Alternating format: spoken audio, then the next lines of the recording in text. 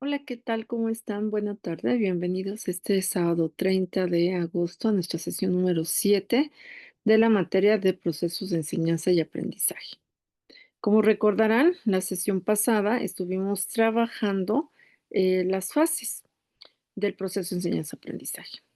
Hoy, hoy vamos a trabajar un tema que también es muy adecuado y que nos brinda mucho apoyo para esta cuestión de entender cómo se da el proceso de enseñanza-aprendizaje. Vamos a revisar juntos cuáles son algunas de las formas de realizar el proceso de enseñanza-aprendizaje, sobre todo ahora que, pues, sabemos a partir de la pandemia, pues, conocimos lo que fue la educación virtual, no porque fuera nueva, o sea, ahí ha estado siempre, pero más bien creo que se expandió como una fórmula más, como una modalidad más para poder, realizar el proceso de enseñanza y aprendizaje. Eso es lo que vamos a revisar esta tarde y me voy a permitir, presentar mi pantalla. Permítame un momento.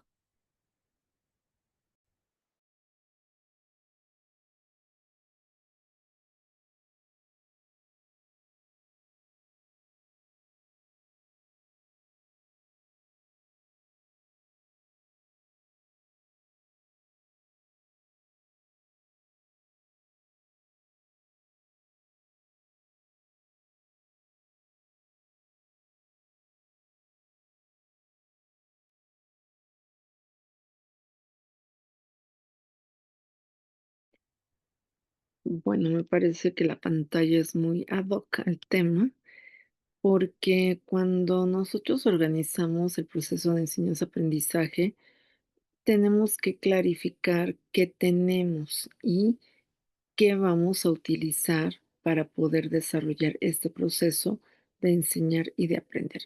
Esta va a ser la primera parte. La siguiente semana veremos la segunda parte, la continuidad de estas modalidades, junto con otro elemento fundamental del proceso que son los recursos o herramientas didácticas, ¿ok?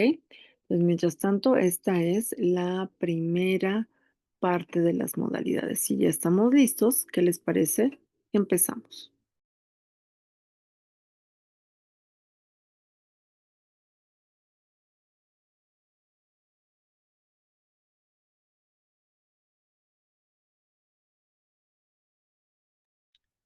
Muy bien.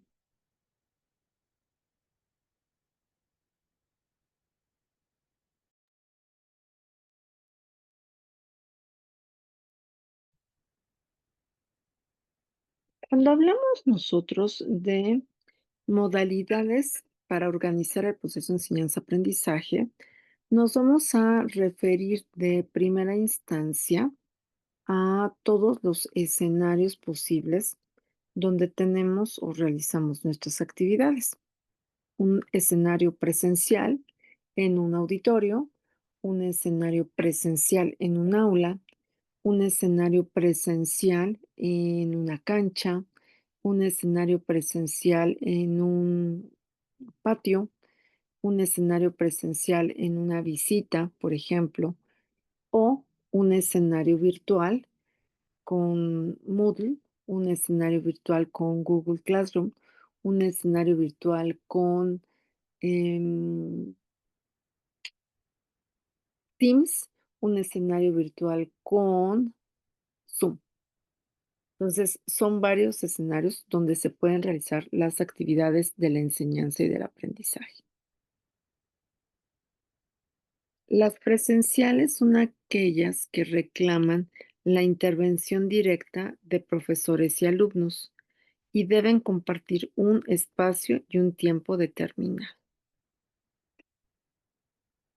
Y las no presenciales son las que pueden realizar los estudiantes de manera libre, de forma individual o en grupo.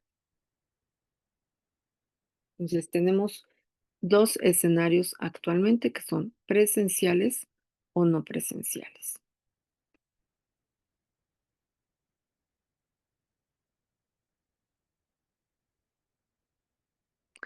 En las modalidades presenciales, generalmente son clases teóricas, donde, si se fijan aquí, ¿no? La disposición, pueden hablar los estudiantes y obviamente los profesores, los seminarios o talleres, donde en conjunto vean la disposición que está aquí, vean esta, clases teóricas donde pueden hablar estudiantes especialmente y el profesor.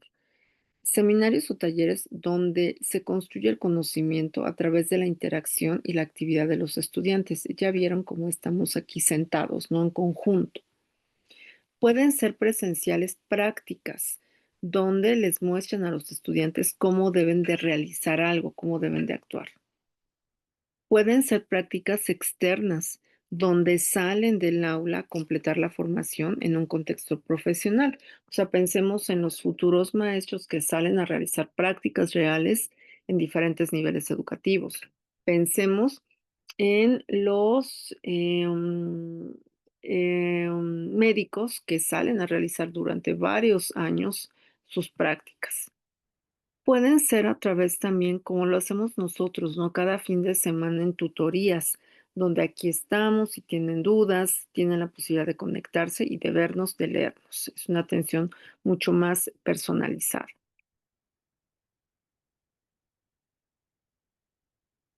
Pueden ser también no presenciales, donde ustedes ya pueden trabajar en grupo para que aprendan entre ustedes, trabajo autónomo, capacidad de autoaprendizaje, lo que hacen ustedes ya después de escuchar las clases aquí en Innova.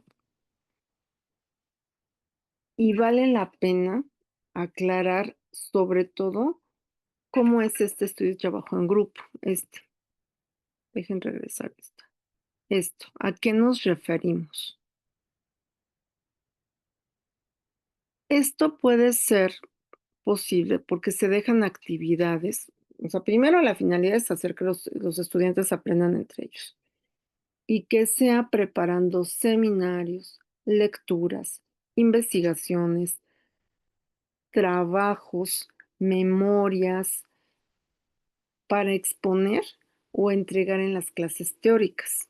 Por ejemplo, hoy les puedo dejar preparar la próxima semana una exposición. Lamentablemente con ustedes no he podido verlos, no he podido interactuar en todo lo que va de este periodo, pero sí voy a empezar a dejar una actividad donde ustedes la preparen, la graben y yo la presente en la última sesión. Así los voy a conocer un poco más a ustedes. No tienen que estar, ustedes la graban, la hacen y yo la observo y la presento para comentarla entre los que estemos, ¿no? Se incluyen ensayos, resúmenes, lecturas, obtención de datos, análisis, conferencias, así como el estudio relacionado con las clases teóricas, prácticas, seminarios, estudiar para exámenes, trabajos en biblioteca, lecturas complementarias, problemáticas, problemas, ejercicios. Todo se puede realizar de forma grupal y en espacios amplios, definidos entre los mismos estudiantes. Y el trabajo autónomo es exactamente lo mismo, o sea, se prepara para investigaciones, lecturas, memorias, para presentarlos, exponerlos en otra fase, ¿no? Y se realiza igual, pero de manera autónoma, individual. Y eso mide tu capacidad de autoaprendizaje. A ver, vamos a revisar estas modalidades de organización del proceso de enseñanza-aprendizaje. En la participación y control, de las que tienen participación y control del profesorado, que está en color amarillo, vamos a ver cómo es el rango de actividades, ¿no? Hay un espacio interesante de clases teóricas por parte de nosotros. La organización de seminarios, de clases prácticas, hay un poco menos prácticas externas y hay un espacio muy específico de trabajo individual, pero no es el mayor lo tiene el profesor, a diferencia de las que son totalmente autónomas, donde la participación del profesor es menor, menor práctica, mayores tutorías, mayor trabajo en grupo y mucho más amplio el trabajo individual. Observen este esquema, clarifica muy bien cómo se dan estas modalidades de trabajo del proceso enseñanza-aprendizaje.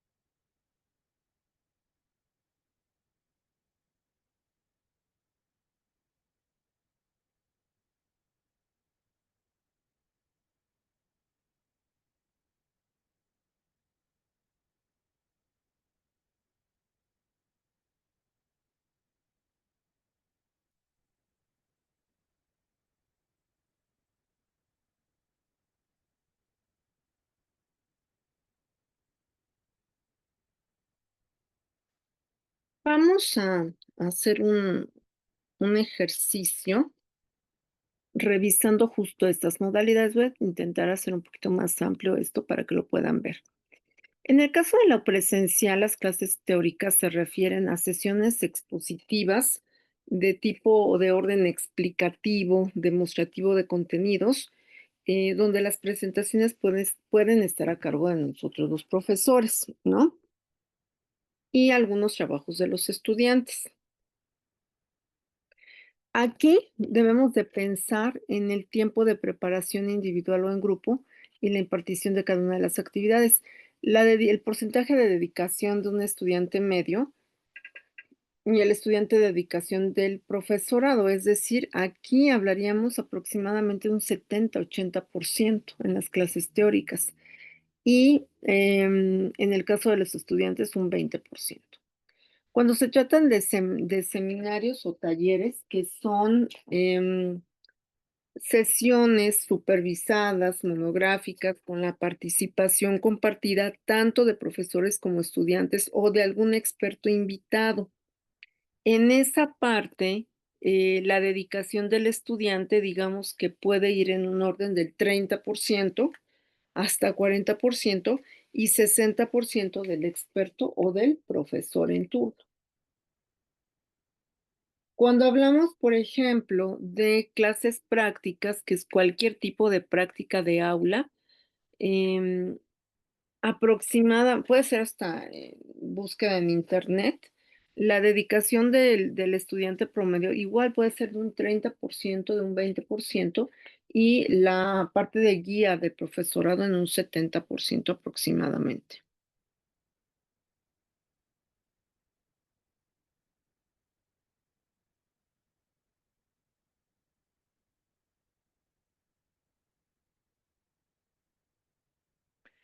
Cuando hablamos de tutorías, es un periodo de instrucción realizado por un maestro, un tutor, para revisar diagnósticos, discutir materiales, dudas, lecturas, realización de trabajos, cuando a la mejor en algún solamente hay un tiempo específico, ¿no?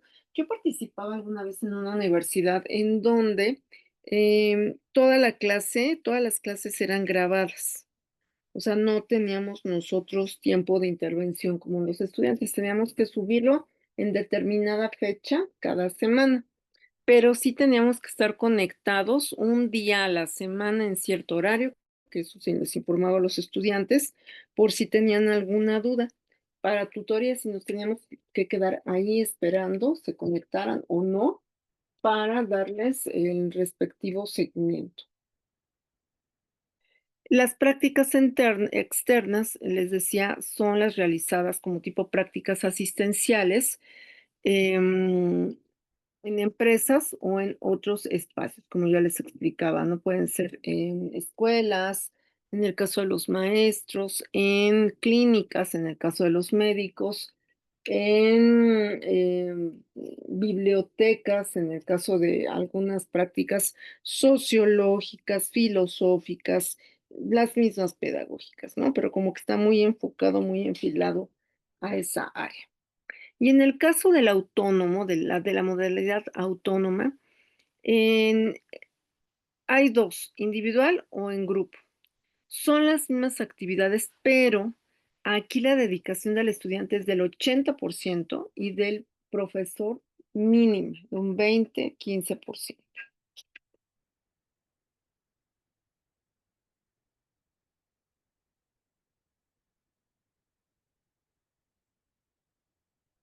Ahora bien, cuando hablamos nosotros de metodología de la enseñanza, nos referimos a todos los procedimientos, recursos que podemos utilizar en diferentes fases del proceso de enseñanza-aprendizaje, inicio, desarrollo, cierre. Ya lo vimos la sesión pasada. O sea, si observaron, tanto en el inicio como en el desarrollo y en el cierre, hay una actividad. ¿Qué tipo de actividad? Bueno, precisamente eso nos va a ayudar la metodología, porque vamos a elegir qué, cuáles son las actividades secuenciadas para el logro de los objetivos de cada uno de esos momentos, inicio, desarrollo y fin, para realizar pues las tareas en las que estamos enfocando. Si pudiéramos, miren, hay una cantidad inenarrable de metodologías, pero bueno, actualmente, hablando de tiempos actuales del siglo XXI, podemos centrarnos en algunos como los siguientes que están aquí en pantalla. Una lección magistral donde estoy yo al frente, como en este momento, trabajando los contenidos, y es una revisión, transmisión de conocimientos y activación de procesos cognitivos del estudiante. Puede ser a través de un método de caso, un estudio de casos que se hace mediante la realización o el análisis de casos reales o simulados. Resolución de ejercicios y problemas, se ensaya y se pone en práctica los conocimientos previos. Aprendizajes basados en problemas.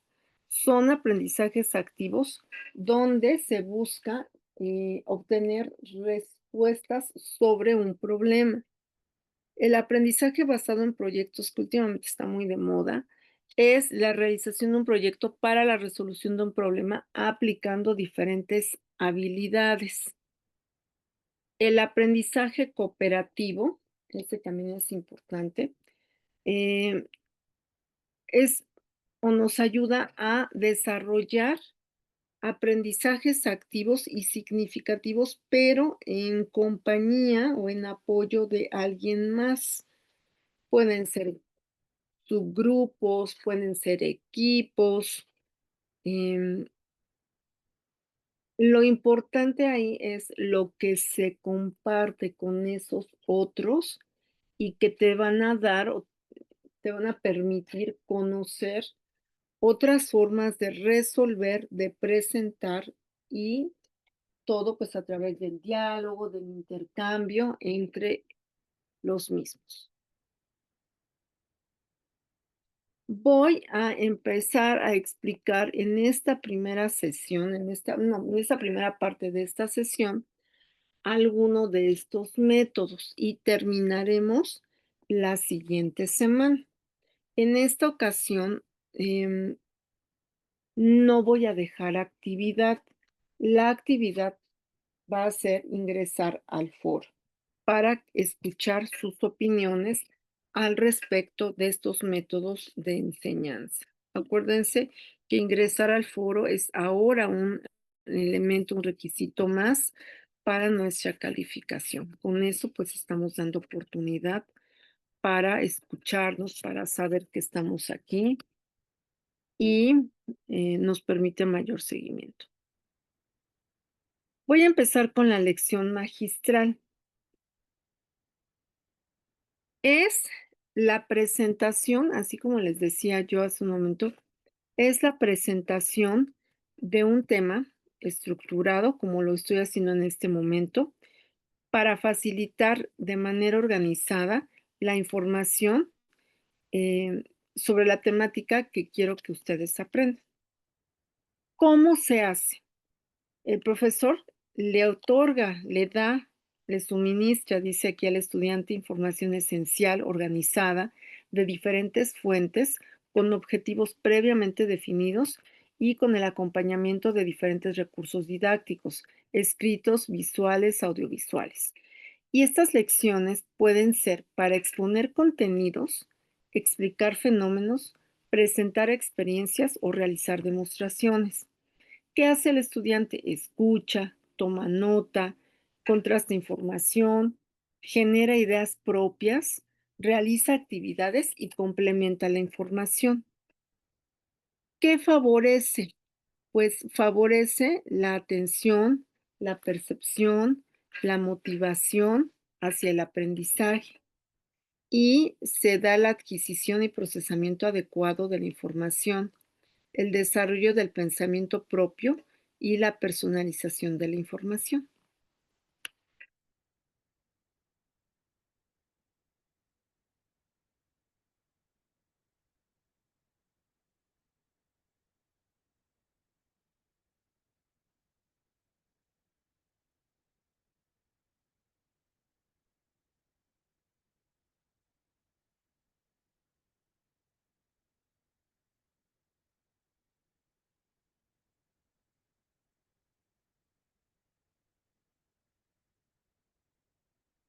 Em, la motivación y la atención hacia el aprendizaje en una lección magistral se logra mediante una muy buena introducción. O sea, lo más importante en una lección de clase es cómo captamos la parte inicial.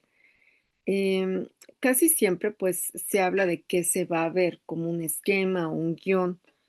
Em, Partir de alguna experiencia que despierte el interés por el tema, que haya una relación del contenido con algo cotidiano y que haya recursos. Eso es muy importante. Para el procesamiento, la adquisición y el procesamiento de la información, tenemos que estructurar muy bien el contenido, ser claros, tener cierto ritmo, hacer pausas, eso es muy importante. Pausas para dejar pensar, no necesariamente ir rápido, rápido, rápido. Dar momentos para situar a los estudiantes e incluso a nosotros mismos del proceso. Facilitar la toma de apuntes, que no solamente estén capturando pantalla, sino tomar nota de lo que decimos. Enfatizar sobre conceptos y hacer resumen, ¿no? Para el desarrollo del pensamiento y personalizar la información, o sea, llega un momento en que buscamos que los estudiantes realicen sus propias deducciones, que lleguen a entender y que nos demuestren qué es lo que están ellos asimilando a través de preguntarles, hacerles preguntas, plantearles problemas, escucharlos, estimular el razonamiento, sugerir actividades a realizar, pedirles que hagan mapas conceptuales, cualquier organizador gráfico, mapas conceptuales, mapas mentales, em, cuadros comparativos, ejemplos, em, escucharlos, ¿no? O sea, promover la participación y la discusión y que nos digan cómo lo aplicarían en la vida cotidiana. Eso es muy importante en una lección magistral. Y como pueden ver, no solamente es el tiempo de escuchar al ponente, al maestro.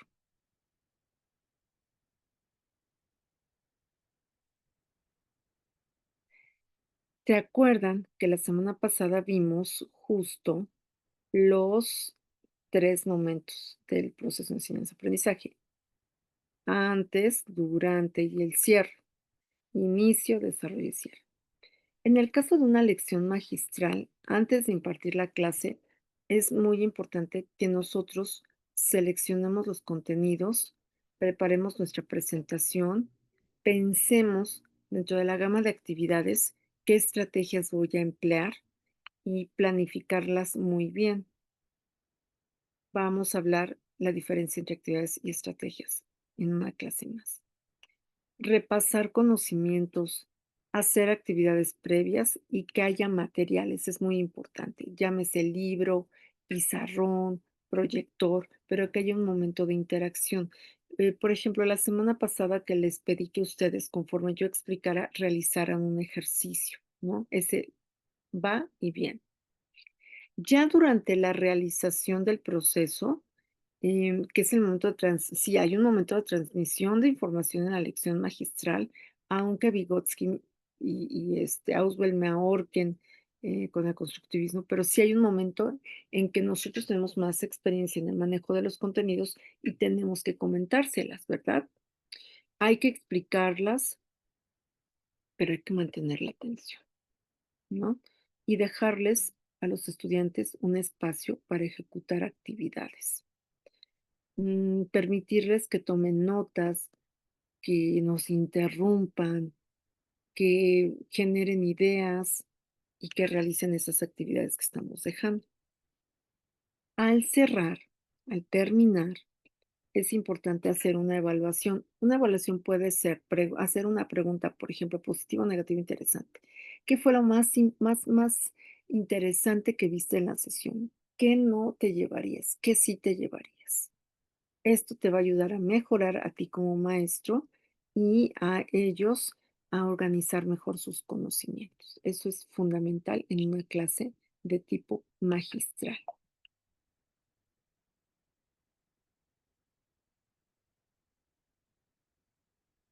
¿Tienen deficiencias? Sí. Algunas de ellas, pues, por ejemplo, ahorita, no los he conocido, no los he podido ver, es una audiencia anónima. No hay maneras fáciles de hacer retroalimentación. Em, la preparación cambia. Podemos tener fallas en el control de tiempo, eso sí. Cuando hay estudiantes y cuando no hay, el control de tiempo es muy interesante cómo lo podemos nosotros manejar. Puede haber fallas en lo que están escuchándonos, en la comprensión, no les dé tiempo de tomar notas, fallas en nuestro tono, no enfatizar puntos clave, no utilizar bien, por ejemplo, el pizarrón y otros medios o falta de materiales apropiados.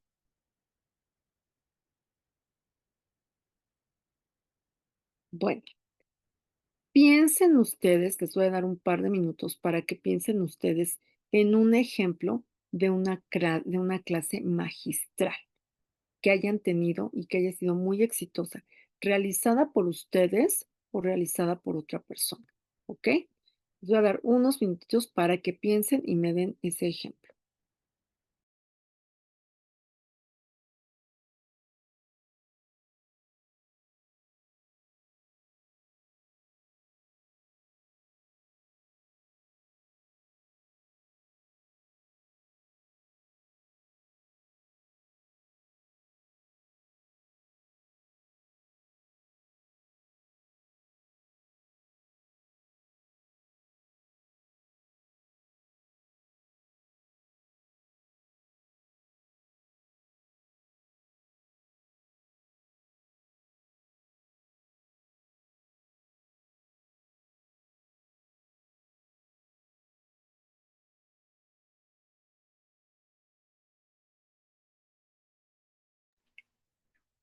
Aquí tenemos otra fórmula que es el estudio de casos. El estudio de casos consiste en analizar un hecho, un problema, un suceso real.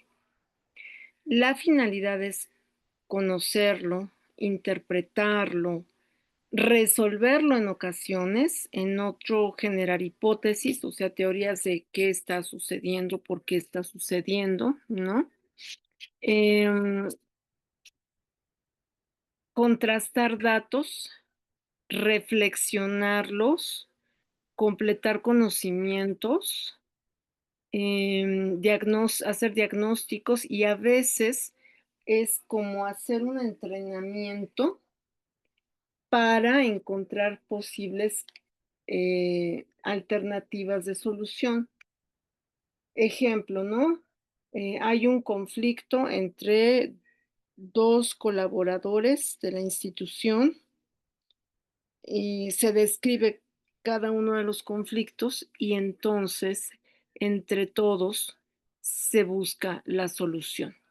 El profesor presenta el caso para su estudio, hay un guión de trabajo, em, se presenta inicialmente el tema, se habla de que cada uno realice un análisis individual y posteriormente se inicia el caso en su análisis grupal, siempre apoyados por el profesor o el guía, el mediador para interpretar y calificar, dada su experiencia, ¿no? O sea, que él vaya guiando acerca del caso.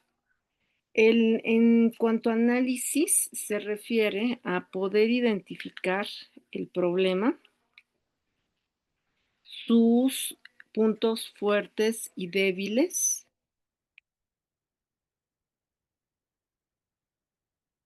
preparar conclusiones y recomendaciones para que en la solución valoremos todas las posibles alternativas y hacer entre todos una reflexión final. Obviamente, como les explico, pues esto favorece la capacidad de análisis, que todos los estudiantes por sí mismos, ¿no? Se motiven, dice aquí la motivación intrínseca, que haya un entrenamiento, ¿no? Si nos llegáramos a encontrar alguno de esos casos, pues qué procede, cuál es la mejor fórmula. Mm, es algo muy, muy interesante para conectarnos con la realidad de nuestras diferentes profesiones, em, para lograr aprendizajes funcionales, para experimentar una evaluación real o auténtica, ¿no? Creo que por ahí va la situación y que nos hace sentir eh, pues que estamos muy cercanos a vivir alguna de esas situaciones, o sea, hay que ser muy selectivo en cuál caso se va a revisar y créanme que se llega a, pues, a pautas, aspectos muy interesantes.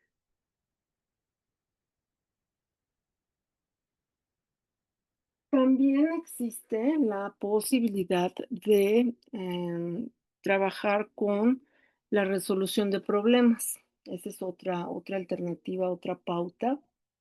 Y consiste en presentar situaciones en donde se les pida a los estudiantes que desarrollen las soluciones más adecuadas o correctas con ciertas rutinas o aplicando ciertas fórmulas, procedimientos con la información que tengan y de ahí poder interpretar resultados. Obviamente, pues para poder tener estos elementos, cuando se trabaja con la lección magisterial, que fortalece toda la parte teórica, pues permite encaminar esas soluciones lo más cercano a la realidad. ¿Cómo se desarrolla?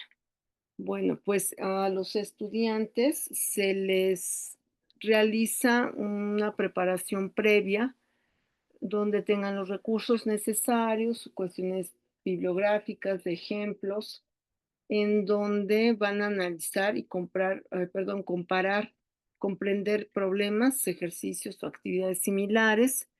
Se les pide que diseñen un plan para resolver las tareas propuestas, que apliquen los procedimientos que apliquen cada situación, comprobar los resultados, revisar qué se hizo y hacer algunos ejercicios semejantes, ¿no?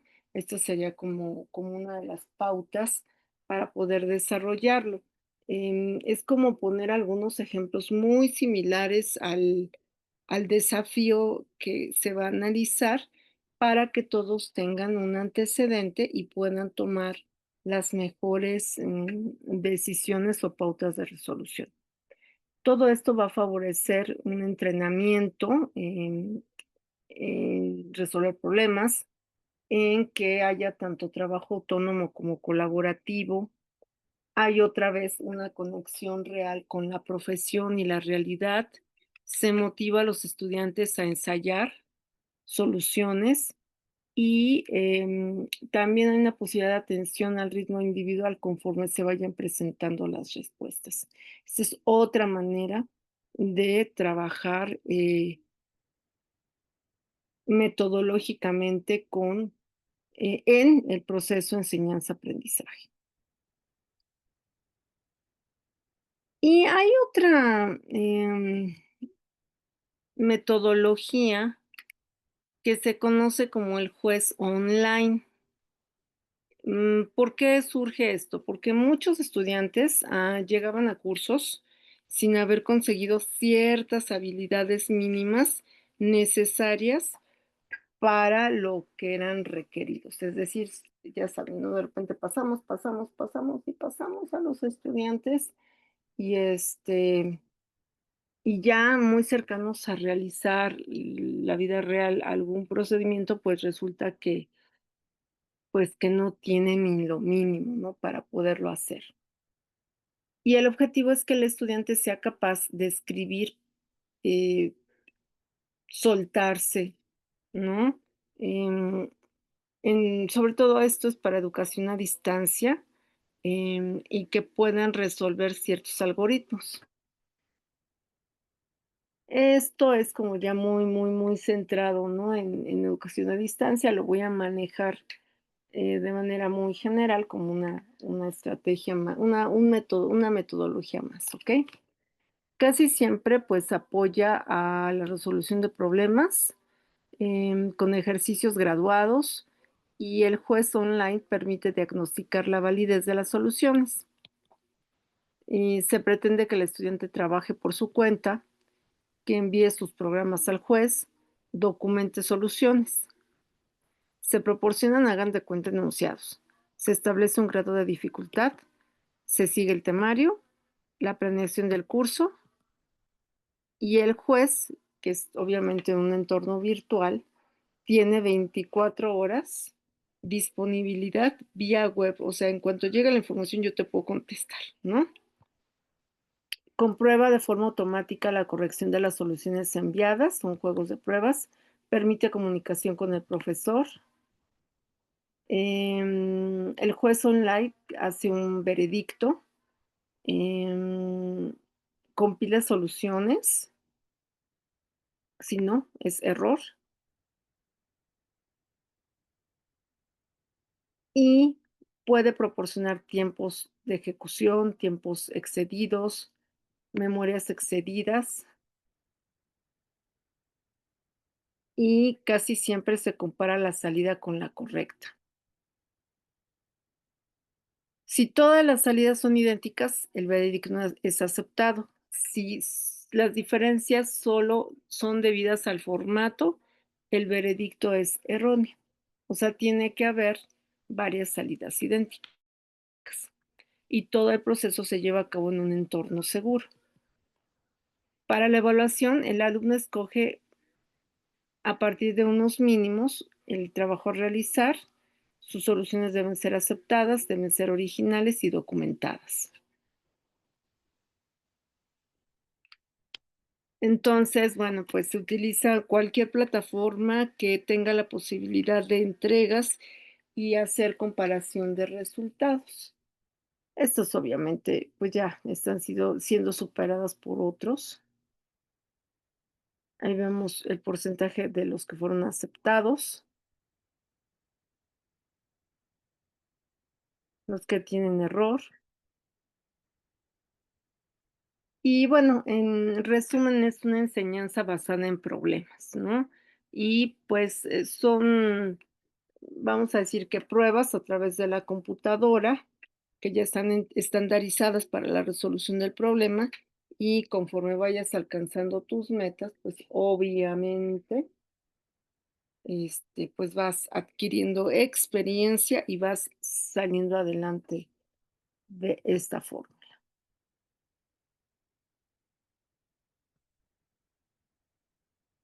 Bueno, en la actividad de este día en foro, quiero preguntarles qué opinan de estas metodologías para realizar el proceso de enseñanza-aprendizaje. ¿Qué opinan?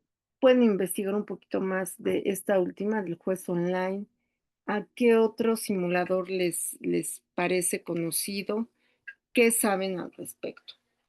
Y la próxima semana, pues, concluiremos, presentando algunas otras metodologías y hablando también de la relevancia de los recursos para la implementación de alguna de ellas aquí en el proceso enseñanza-aprendizaje. Eso es lo que tenemos con vistas para la siguiente semana. Em, Platíquenos en el foro qué les parecieron, con cuál se identifican, cuál se parece a, si alguna vez la han trabajado frente a grupo o como estudiantes y qué resultados han observado.